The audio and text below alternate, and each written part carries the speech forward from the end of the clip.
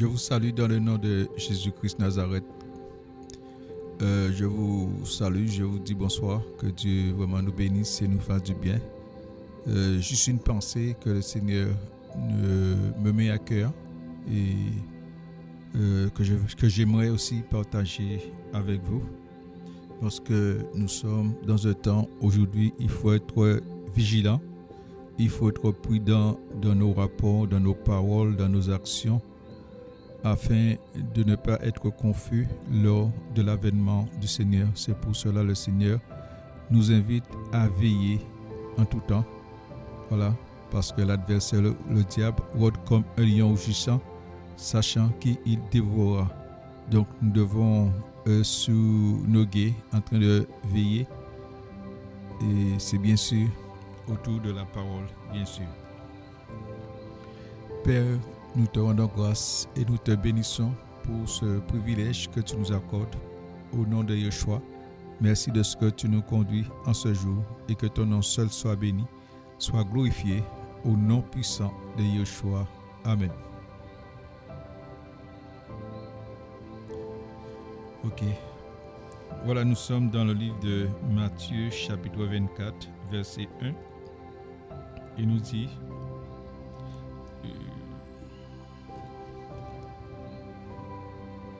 Et comme Yeshua sortait, il s'en alla du temple. Ses disciples s'approchèrent de lui pour lui faire remarquer les constructions du temple. Mais Yeshua leur dit, voyez-vous bien toutes ces choses? Amen, je vous le dis, il ne restera jamais laissé ici pierre sur pierre qui ne soit démoli. Les disciples interrogent Yeshua. Mais s'étant assis sur la montagne des Oliviers, ses disciples vinrent à lui en particulier et lui dirent, dis-nous, quand ces choses arriveront-elles et quel sera le signe de ta parousie et l'achèvement de l'âge? Et Yeshua répondant leur dit, prenez garde que personne ne vous égare, car beaucoup viendront sous mon nom en disant, je suis moi le Mashiach, et ils égareront beaucoup. Mais vous entendrez parler de guerre et de bruit de guerre. Veillez à ne pas être troublés, car il faut que ces choses arrivent. Mais ce ne sera pas encore la fin, car une nation s'élèvera contre une autre nation, et un royaume contre un autre royaume, et il y aura des famines, des pestes et des tremblements de terre en divers lieux. Mais toutes ces choses ne seront que le commencement de douleur. Alors ils vous livreront à la tribulation et vous tueront, et vous serez haïs de toutes les nations à cause de mon nom. Et alors beaucoup seront scandalisés, et ils se livreront les uns les autres et se haïront les uns les autres, et beaucoup de faux prophètes s'élèveront et égareront beaucoup.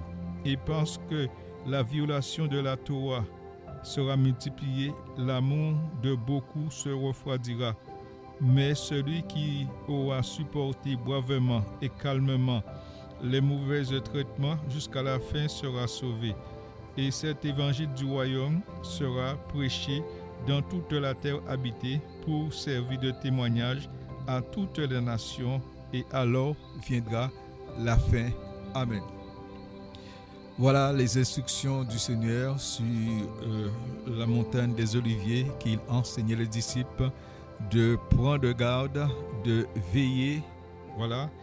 Et le signe aujourd'hui, c'est que il faut que cet évangile du royaume, voilà, sera prêché dans toute la terre habitée pour servir de témoignage, et alors viendra la fin. Et quand même Jésus dit aux disciples en verset 4, Yeshua répondant, il leur dit, prenez garde que personne ne vous égare. Vous voyez? Parce qu'il faut que cette bonne nouvelle du royaume soit prêchée dans toute la terre habitée. Donc il dit, prenez garde à que personne ne vous égare, car beaucoup viendront sous mon nom disant « Je suis moi le Machia » et ils égareront beaucoup. Voilà. Mais vous entendez parler de guerre et de bruit de guerre. Veillez à ne pas être troublés. Beaucoup viendront sous mon nom. Où? Dans toute la terre habitée. Et nous le voyons sous nos yeux aujourd'hui. Beaucoup qui viennent au nom du Seigneur, qui parlent au nom du Seigneur. Mais qu'est-ce que Jésus a dit? Est-ce qu'il faut les empêcher? Non. Qu'est-ce que Jésus a dit? Prenez garde de ne pas être troublés. Donc c'est la volonté du Seigneur que beaucoup viennent. Est-ce que tu vas lutter contre beaucoup qui viennent? Non. Il faut que la terre soit évangélisée. Voilà.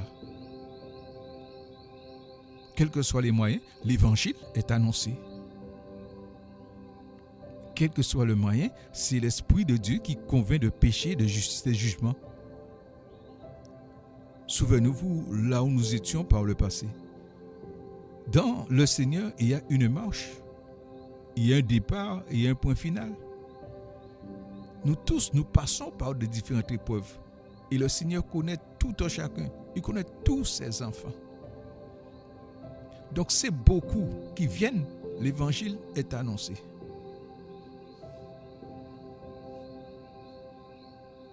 Est-ce le temps de se mordre?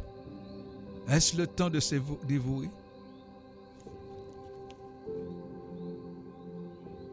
Alléluia. Regardez ce que dit Marc. Marc chapitre 9, verset 38. Verset 38. Il dit que j'ai comme titre Yeshua condamne le sectarisme. Parce que les beaucoup qui viennent, ne sont pas en accord les uns les autres. Chacun plaide pour sa paroisse. Mais celui qui est intelligent ne regarde pas à leur paroisse.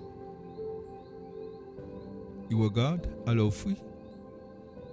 Parce qu'il faut que l'évangile soit répandu dans toute la terre habitée. Verset 38, Marc chapitre 9, verset 38.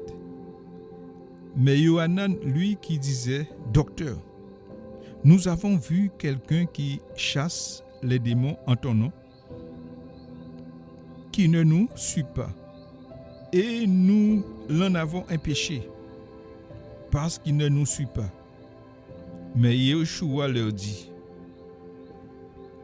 ne les empêchez pas, parce qu'il n'y a personne qui faisant un miracle en mon nom puisse rapidement après aussi parler mal de moi.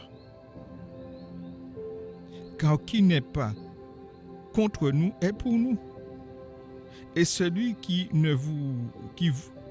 vous aura donné à boire une coupe d'eau en mon nom, parce que vous êtes au Machia, amen, je vous le dis, il ne perdra pas sa récompense. Ne les empêchez pas. Il faut que parce que la volonté du Seigneur, il nous a dit dans sa parole, il faut que cette bonne nouvelle du royaume soit prêchée dans toute la terre habitée. Donc, Christ est annoncé. Souvenez-vous, où est-ce que nous étions par le passé? Souvent, on était dans la religion, le catholicisme. Dieu ne nous a pas touchés. Il nous a touchés. Donc, le Seigneur condamne le sectarisme. Parce que quand tu fais partie d'une secte, tu ne peux pas être en accord avec l'autre. il y a une division. Parce que les sectes, ils mettent des choses bizarres en place. Ils mettent leurs traditions en place. Vous voyez? Les disciples un jour, dit à Jésus, nous avons vu un homme, dans les actes des apôtres, un homme qui chassait les démons mais qui ne nous suit pas. Est-ce que tu veux que nous commandons le feu du ciel et de les consumer?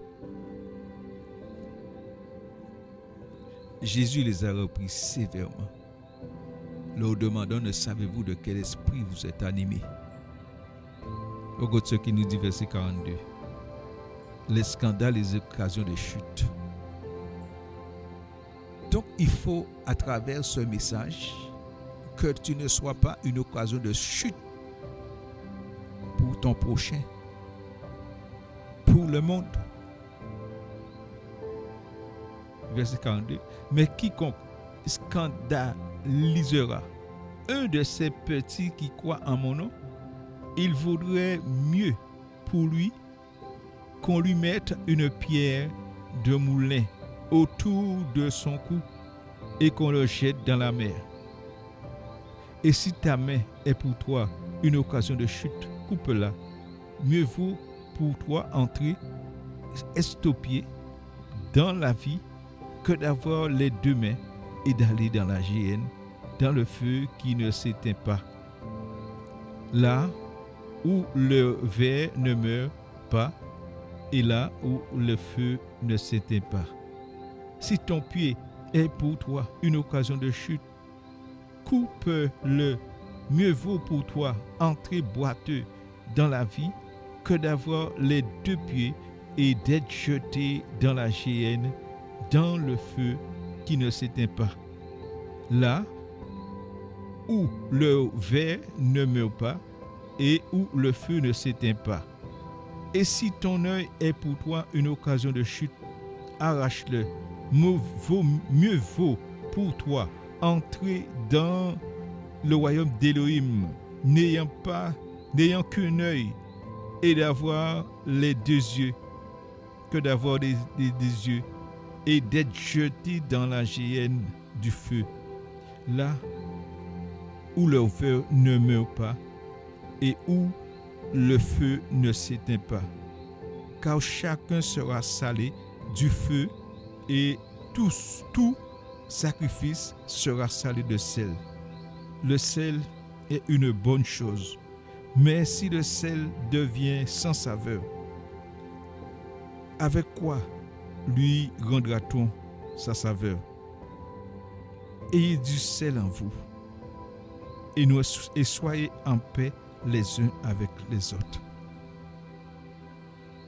Quelle recommandation que le Seigneur de nos disciples. Ayez du sel en vous. Nous savons un repas sans sel n'a pas de saveur, n'a pas de goût. Et il demande aux disciples d'ayez du sel en vous. Donne envie à un autre de connaître le Mashiach par ta vie. Et du sel. Car si la lumière qui est en nous devient ténèbres, qui sera grande notre ténèbre? Et nous savons que le ciel, la lumière, on le voit. Le sel dans le repas, on le voit pas, mais on le sent. On sent cette saveur, on sent ce goût. Donc, l'évangile que Dieu nous a donné n'est pas un évangile fermé. L'évangile est ouvert. Par tous les moyens, l'évangile est annoncé.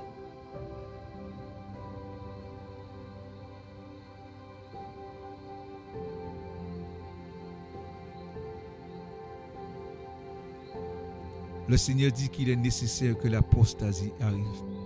L'abandon de la foi. L'apostasie.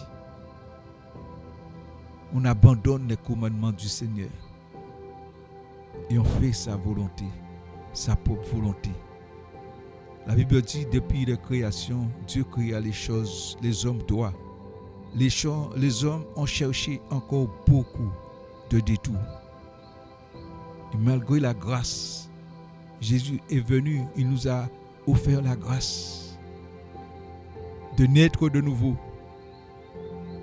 Mais souvent, le cœur reprend encore sa dureté. Ne voit-il pas, Jésus dit aux anciens, vous ne tuerez point. L'évangile du royaume n'est pas venu tuer les âmes. Elle est venue chercher ceux qui étaient perdus.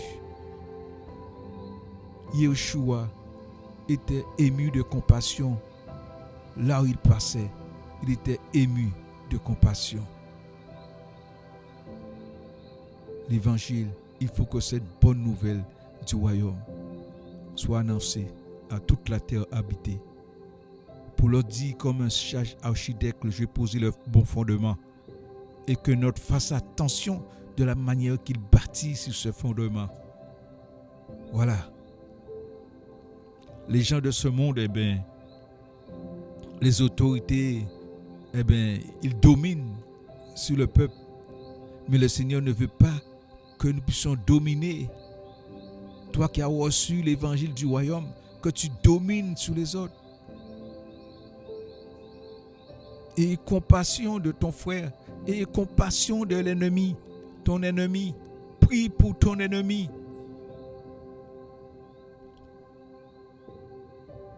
Et notre véritable ennemi, c'est le diable. Il y a encore des hommes et des femmes qui sont égarés. Quelle compassion que nous devons avoir pour eux. Il faut que cette bonne nouvelle du royaume soit prêchée dans le monde entier, quelles que soient les conditions, mais le royaume est annoncé.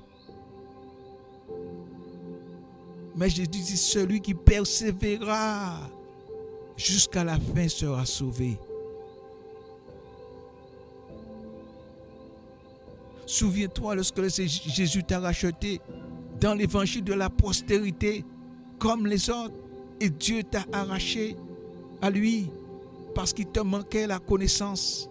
Quelle compassion nous devons avoir pour les autres et non pas commander le feu du ciel de descendre et de les consumer. C'est pas l'amour. C'est pas l'amour.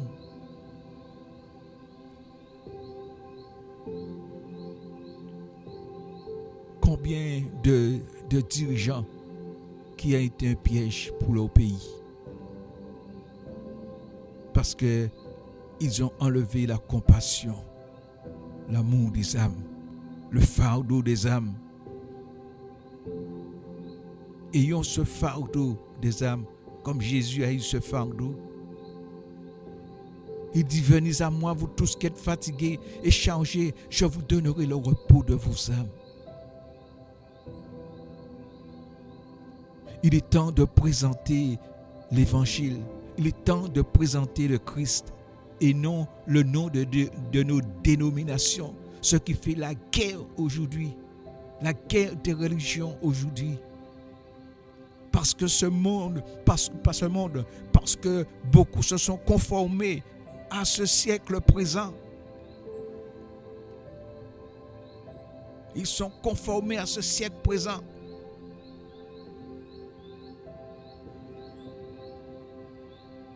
Jésus dit là où 2 ou 3 sont assemblés en mon nom, je suis au milieu d'eux. Tu peux être sur une grande savane, sous un arbre, n'importe où, 2 ou 3, Jésus est là. Aie compassion de ton prochain. Sois comme le bon samaritain, cet homme qui descendit, qui voyageait et qu'il trouva un homme abattu à demi-bord. Il arrêta, il pensa les plaies de cet homme, mit son homme sous sa monture et l'emmène à l'hôtellerie et dit à l'hôtellerie, prends soin de lui, ce que tu auras dépensé, demain je te paierai. Voilà l'évangile.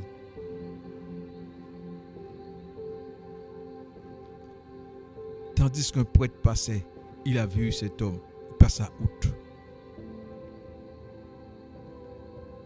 La religion passe outre.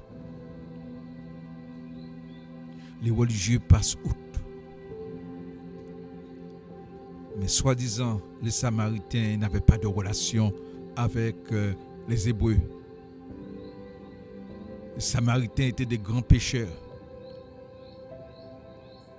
Mais cet homme avait un bon cœur. Jésus n'a-t-il pas dit ça, leur fruit vous le reconnaîtrez? Le bon cœur. Celui qui donne un verre d'eau à celui qui croit en moi ne perdra pas sa récompense. Ce bon Samaritain a fait plus que donner un verre d'eau à cet homme battu à demi-mort. Il a pris soin de lui. Jésus réprimande fermement le sectarisme. Les uns haïront les autres. Beaucoup viendront sous mon nom, dit le Seigneur, disant c'est moi qui suis le Christ. C'est moi qui ai la vérité. Chacun dise qu'ils ont la vérité.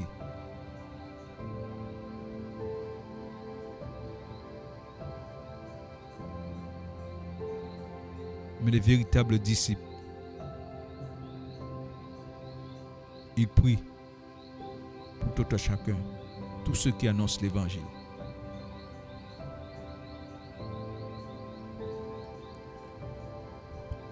De même que Jésus a parlé, l'Éternel, a parlé par l'âne de Balaam. Il a parlé. Jésus parle d'une manière, tantôt d'une manière, tantôt d'une autre. Les hommes ne prennent point garde. Jésus peut prendre un religieux pour évangéliser. Il peut prendre un gentil pour bâtir un édifice pour lui. Il fait ce qu'il veut, Jésus. Qu'est-ce qu'il attend de nous? C'est notre douceur qui soit connue de tous les hommes. Que nous soyons des ouvriers de paix. Avant de monter, tout juste avant la résurrection, après la résurrection, Jésus entra dans la chambre haute. Qu'est-ce qu'il dit aux disciples? La paix soit avec vous. Parce que beaucoup de disciples n'avaient pas cru à la résurrection. Quand Jésus les revit, il dit la paix soit avec vous. Avant de monter, Jésus dit la paix soit avec vous. Beaucoup se lèveront, la paix soit avec vous. Parce que si tu as un homme sous ton cœur, tu ne partiras pas. Il faut être en paix. Parce que le manque de paix, tu ne partiras pas. Rien de souillé, rien d'impur n'a d'héritage dans le royaume des cieux. La paix, rassure-toi, tu es en paix avec tout homme.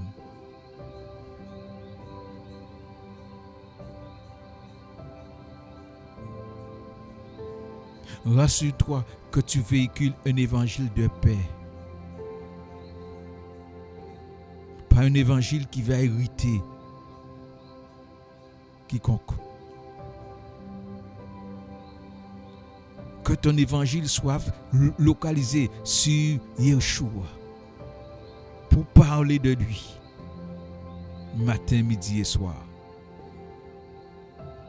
Car l'amour est ténu de la perfection. Quand tu as Jésus matin, midi et soir, parce qu'il dit le dernier jour, avant de partir, si quelqu'un a soif, qu'il vienne à moi, qu'il boive. Des fleuves d'eau vive couleront dans son sein, comme dit l'Écriture. Quand tu as Jésus matin, midi et soir, tu es comblé. Heureux l'homme qui ne marche pas selon les conseils des qui ne s'arrête pas en compagnie des moqueurs, mais qui se trouve son plaisir dans la loi de l'Éternel. Il est comme un arbre planté près des eaux et qui donne son fruit en sa saison. Tout ce qu'il fait lui réussit. Mon ami, il est temps de prendre position pour la vérité, position pour Jésus-Christ. Arrêtons de critiquer parce que le Seigneur dit, si quelqu'un scandalise un de ces petits qui croient en lui, eh bien, vaut mieux prendre une meule et mettre dans le cou de cette personne et de le jeter au fond de l'océan. Jésus n'est pas venu perdre l'âme des hommes, mais il est venu pour les sauver. Entrons dans l'humilité, mes amis. Entrons dans l'humilité. Que Dieu nous fasse grâce. Que Dieu nous pardonne. Que Dieu nous pardonne. Seigneur, nous te demandons pardon. Pardon pour nos sectarismes. Pardon pour nos divisions. Pardon pour notre élévation. Car beaucoup de fois, nous disons sans le dire qui va être le plus grand dans ton royaume des cieux. Et lorsque nous comprenons que nous ne pratiquons pas véritablement ta parole, l'humilité n'y est pas. C'est pourquoi nous venons afin de te demander pardon, Seigneur, que tu puisses nous pardonner, Seigneur, et que tu puisses nous rendre humbles, car le désir et le faire, c'est toi qui le fais selon ton bon plaisir. Nous te rendons grâce parce que tu nous as pardonné, Seigneur, et que tu nous donnes de marcher en nouveauté de vie, et que le nom de Yeshua soit béni, glorifié, élevé, au nom puissant de Yeshua. Amen. Que Dieu nous bénisse, mes amis. Sortons dans nos sectarismes. Arrêtons de critiquer. Arrêtons de regarder les autres avec un regard envieux, comme des lions rougissants. Arrêtons ces choses et ayons ce regard de compassion, ce regard d'amour. Car ce que Jésus nous a donné, il nous a dit, allez, détachez-les et les ramenez-les à moi. Voilà le message. Voilà ce travail que le Seigneur nous a donné. L'unité de l'esprit. Que Dieu nous bénisse et nous fortifie. Au nom puissant de Yeshua. Amen.